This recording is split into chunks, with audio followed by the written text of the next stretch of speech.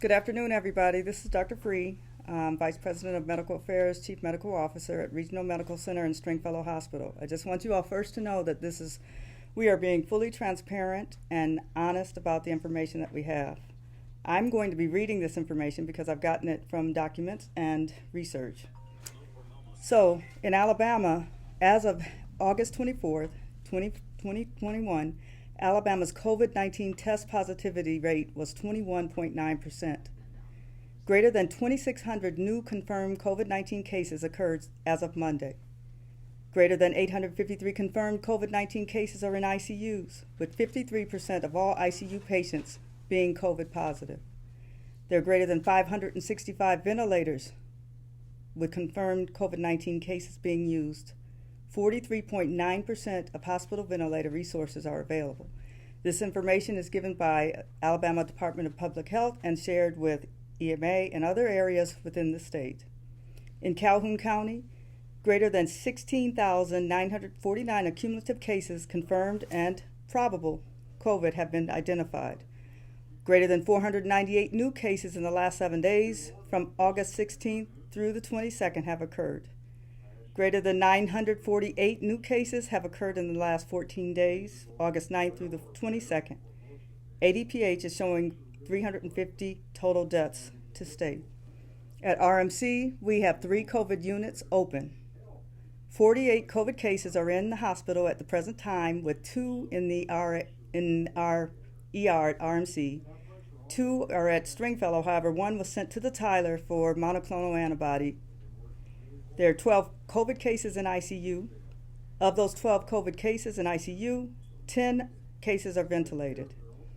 There have been a total of 29 deaths this August, ages ranging between 29 and 94 years old. 21 of those were not vaccinated, 6 fully vaccinated, 2 partially vaccinated. I wanted to let you all know that the EMA, United Way, The Right Place, ADPH, JSU have all been working together to assist RMC and other areas with excellent resources to include transportation to virus testing sites, vaccination sites, or medical visits. Also, they'll have food, hygiene products, and disinfecting supplies available, and other things along the way, and we're meeting with them regularly. That just started this week. Just wanted to give you all a little bit of news. COVID-19 vaccination has been approved or suggested by the American College of Obstetricians and Gynecologists and Society of Maternal Fetal Medicine as of July 30th for pregnant individuals. They recommend that all pregnant individuals be vaccinated against COVID-19.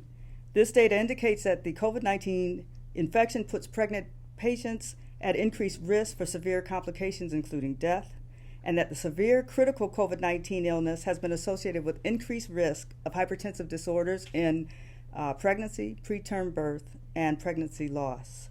UAB recently announced they admitted at least 50 pregnant women with COVID-19 infections during the month of August, with at least 7 on ventilators, 2 deaths in pregnant individuals, along with a number of fetal losses occurring in 2nd and 3rd trimesters. The FDA fully approved Comirnaty, which is the COVID-19 vaccine messenger RNA, previously known as Pfizer/BioNTech, on August 23rd, 2021. So on Monday, FDA fully approved Pfizer vaccine.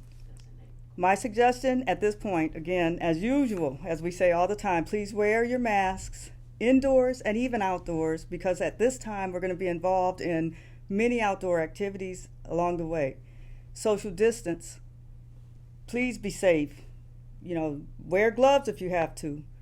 This Delta variant is much more virulent, much more infective, and deadly, very aggressive.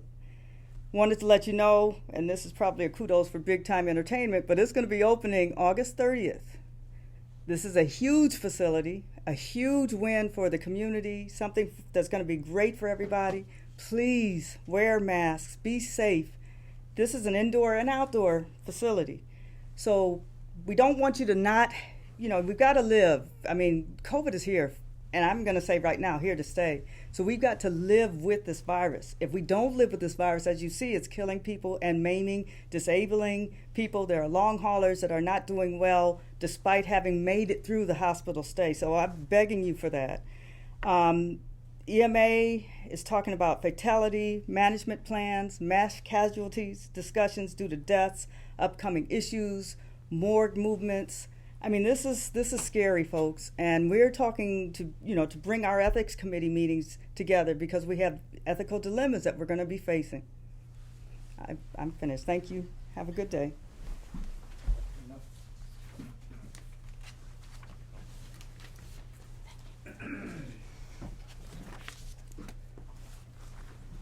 Hello. Good. Michelle with Infection Control. We have a total of 48 patients on our COVID units today. 41 of those are not vaccinated, which is 85%. 2 of those are fully vaccinated, 4%, and 5 patients are partially vaccinated at 10%. The age range of our total admissions is 26 to 92, and our average age of our admissions is 62. We do have 12 patients of those 48 in ICU. All 12 of those patients are not vaccinated. And of those 12, 10 are on ventilators. And those 10 patients are not vaccinated. Some vaccine information. Pfizer vaccine is available for anyone aged 12 and up at the Tyler Center every Friday from 8 a.m. to 10 a.m. No appointment necessary. The Calhoun County Department of Health offers vaccinations Monday through Friday, 9 a.m. to 3 p.m., no appointment necessary. Or you can go to vaccines.gov and you can research available vaccines near your home. Some testing information. COVID testing is available at the Oxford Metaplex Monday through Thursday, 8:30 to 3:30. Also Friday, 8:30 to 2. This is by appointment only. The number to schedule an appointment is 256-235-5600. Please leave a message if nobody answers, and they will contact you back to set you up for an appointment for testing. The Calhoun County Department of Health Department provides COVID testing Monday through Friday, 9 a.m. to 11 a.m. No appointment necessary for that. And please remember, the emergency department is not the place to go if you're only going for a COVID test. Our emergency department is to be utilized for emergent situations only. Thank you.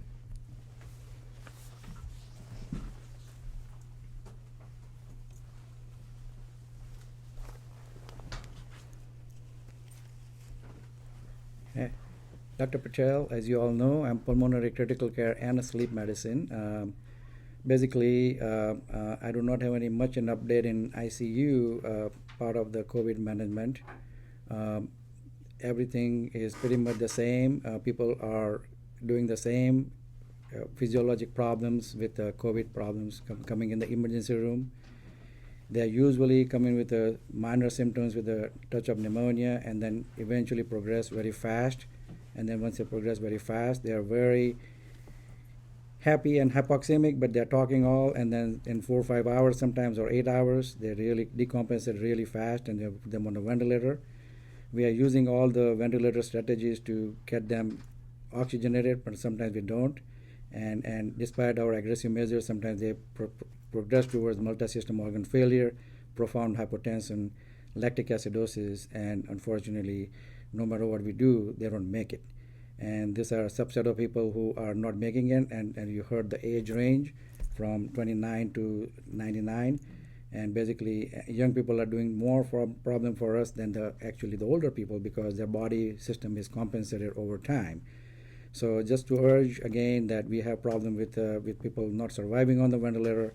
We do have people surviving on the ventilator, but they have a prolonged ICU course afterwards. They are paralyzed, they are sedated, they are on pain medicines, and after they survive the initial insult of refractory hypoxemia, they have secondary complications like renal failure, infections, MRSAs, gram-negative infections. All those things are also detrimental as the second shock after the first shock. So we have to really diligently go through them, through the minor details on them, and try to see whether we can get them survive from this. And when they survive, they come to our regular ICU, and they still have some potential complications. For instance, last 2 days, I had to put 2 chest tubes. This is very unusual complication for people with ARDS associated with infections. But as we have seen last year, we are seeing the same thing this year, that people are developing spontaneous pneumothoraces while they're on a ventilator. We have to catch them in a timely manner to put the chest tubes in. So basically, that's where we are from the critical care standpoint. I still urge to this platform and the community out and the patients' families to be just ginger with our staff, our nurse practitioners, our nurses, and our doctors' teams are doing the best they can. And I hear all the time, because you don't want to hear what we tell you, the fact, and that makes it really more suspicious, because you are not all at the bedside, and that brings along all these insecurities, and we people feel that we are not transparent, but we are trying to be as transparent as possible. For instance, I'd ask a family sometimes to come to my office. I open up the computer, I let them show all the x-rays, CAT scan, labs, what I can show it to them. My staff is told that do not hide anything. There are potential complications. There are always the problems, but we are usually open, and we are telling patient's family members what the facts are. So I just want to make sure that you ginger with our staff, because they are also working hard. We have minimum staff to work right now because people get sick, and also they're overworking, and they're on the edge when they also don't feel good about people not making it through this. So just be ginger with my staff, okay? One thing I want to talk about, non-COVID related problem. I thought this was the best platform for me to pass the message to the community. And basically, this is related to the sleep medicine. As you all know, I am also a sleep specialist, and I have thousands of people on CPAP machine in the community, surrounding around the whole community in Calhoun County and surrounding communities. And as you all aware of it or may not be aware of it, Philips Respironics says the CPAP which provided for last 7 years has been on recall. Because of the recall, they are asking people not to use the CPAP machine. And basically, we are caught in between because we don't know the solution for it. So we are trying to work with the patients. I want to make sure that you all tell the family members, friends, family to pass on the messages to make sure they register the machine for the recall, and work with their alternatives, get the new machine if they're qualifying for it. It is recall related to the foam in the machine, which is causing some degradation of the particles, causing the problems. This is not COVID related, but I just thought it would be a good platform for me to pass a message from me as a sleep doctor to let the rest of the community know. So if you don't mind telling your friends, family, whoever you are aware of, to make sure they register their CPAP machines and look for the alternatives. Thank you.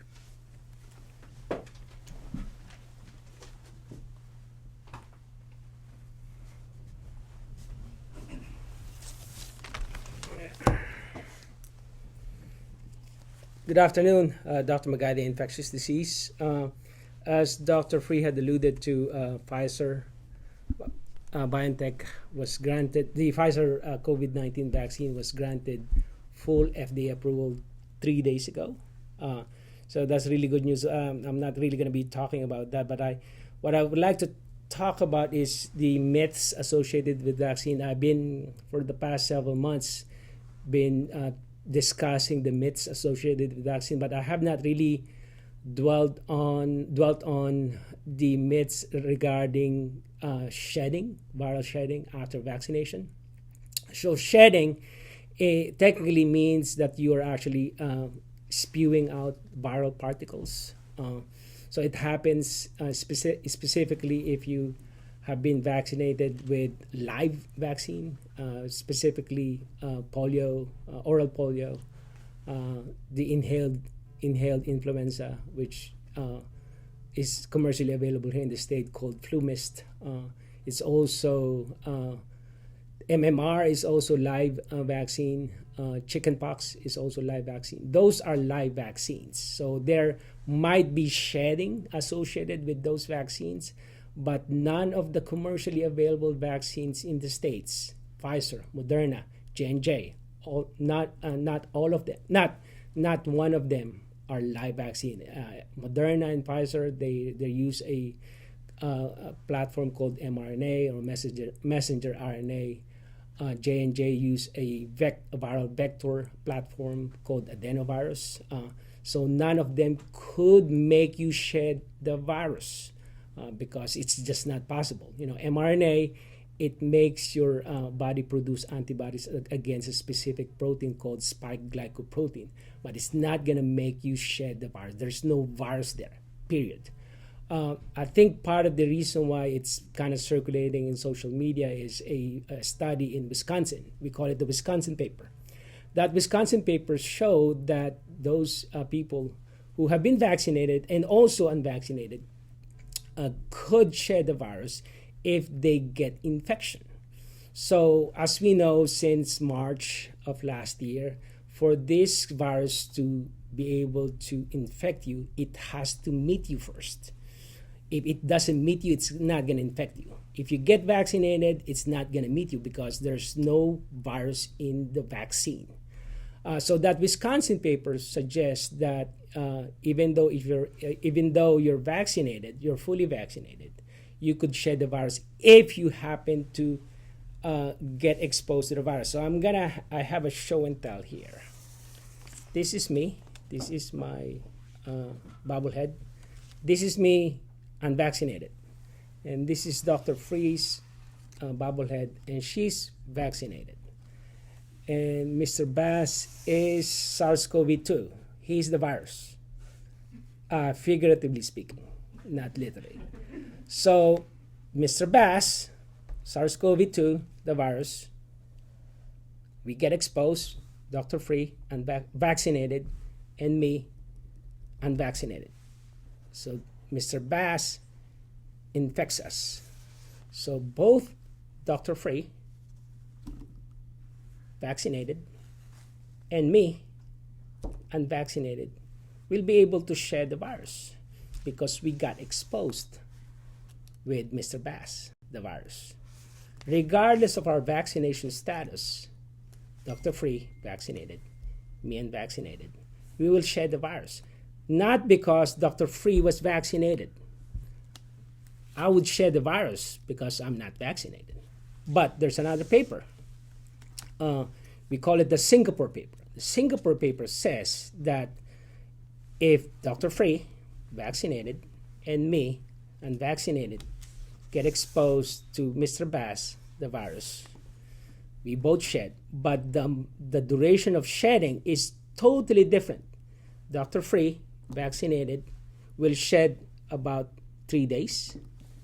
Magadia, unvaccinated, will shed 5-7 days. So the shedding between the two, much different. If you're vaccinated, you're shedding much less duration-wise. If you're unvaccinated, you'll be shedding much longer. So your ability to spew the virus all throughout the community, your loved ones, if you're vaccinated, is much less than 3 days. But if you're unvaccinated, your ability to spew the virus with your loved ones, your co-workers, much longer, 5-7 days. That's a Singapore paper.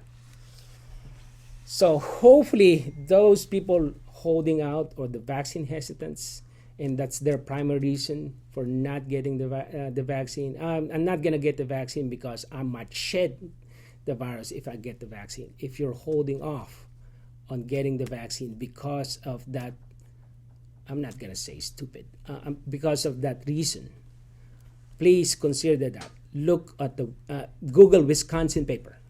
Wisconsin paper with a shedding, and Google up Singapore paper with shedding, and just read that up. The second thing that I want to talk about, and it kind of died down, this topic of ivermectin. It kind of died down last year. It spiked, the talk about using ivermectin, obviously off-label against COVID-19, kind of gained steam back in the summer of last year. It kind of died down towards the end of that last year, and then it's picking back up again the past few weeks or so. So let me just give you the skinny on ivermectin. It does not work. It's not FDA approved. As a matter of fact, FDA, they have a official tweet, and I'm going to show you their official tweet.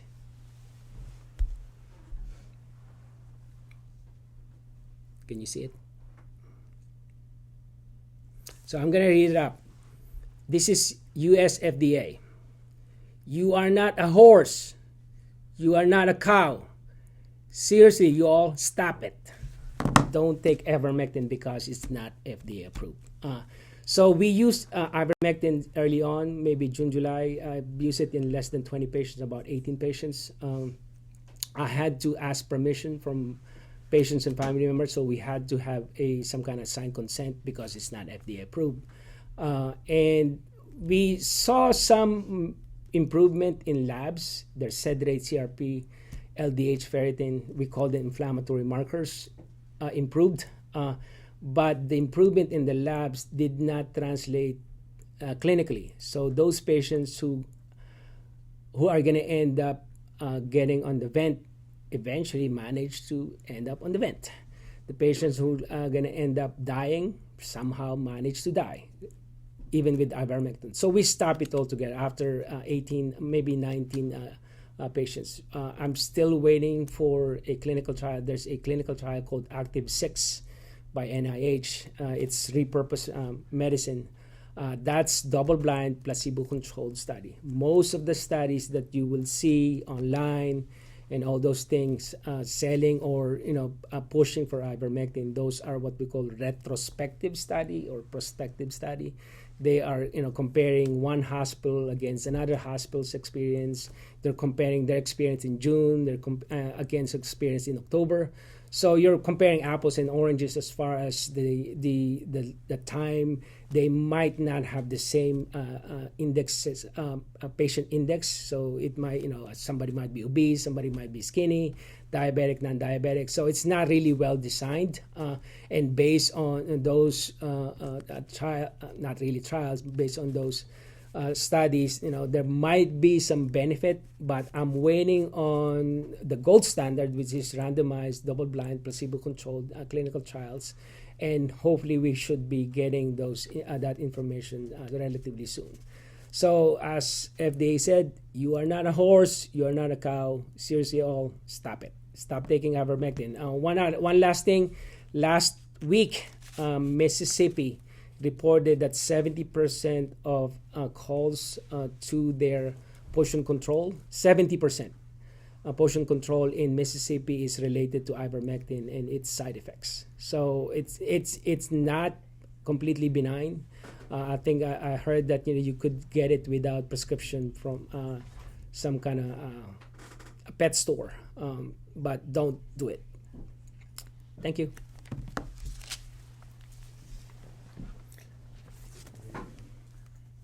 Do we have any questions?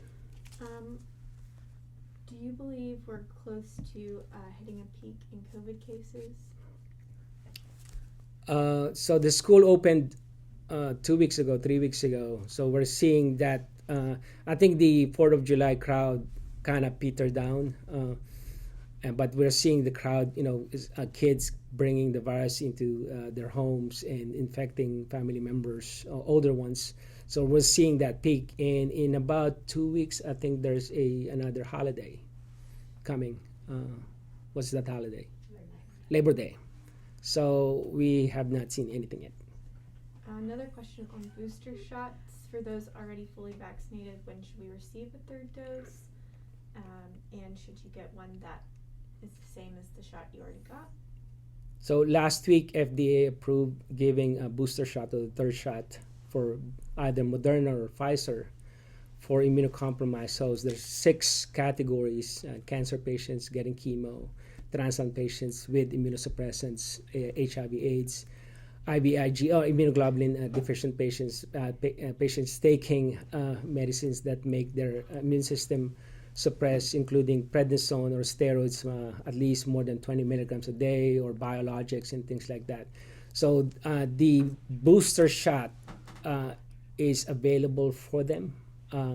Outside of that population group, we don't recommend that you get your booster shot yet. The rest of the population, including healthcare workers, nursing home patients, will be the end of September. So if you have gotten your second shot the end of January, count 8 months, which will be end of September, and then you will get your third shot, either Pfizer or Moderna, we don't recommend you getting it right now. The question is, if you have gotten Pfizer, could you cross over or switch to Moderna or vice versa? FDA and CDC recommend that if you got Moderna, you get Moderna. If you get Pfizer, you get Pfizer. Right now, the J&J booster, which is the second dose because it's a single dose, they don't have recommendation on that yet. I think they submitted their data this week, J&J, to FDA. So hopefully we'll be getting information about J&J boosters sometime soon. But it's only for Pfizer and Moderna. Question from someone. I was diagnosed with COVID on August 12th. When should I be vaccinated? So if you ask me that question pre-Delta, this really looks like two pandemics. The first pandemic is the original strain, sometime last year or early part of this year. And the second pandemic is the Delta pandemic or the variant strain pandemic. So if you asked me that last year, the answer to that is 90 days or 3 months. But since Delta happened, the recommendation now is you wait 4 weeks or 1 month, as long as you're outside the quarantine period, as long as your symptoms are resolved. So you wait 1 month.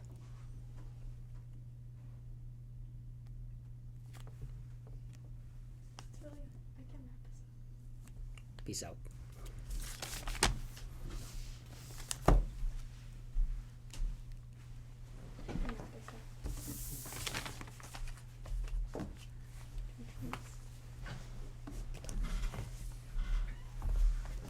Hey, I just wanted to say thank you so much for everyone who has consistently tuned in with us every single week.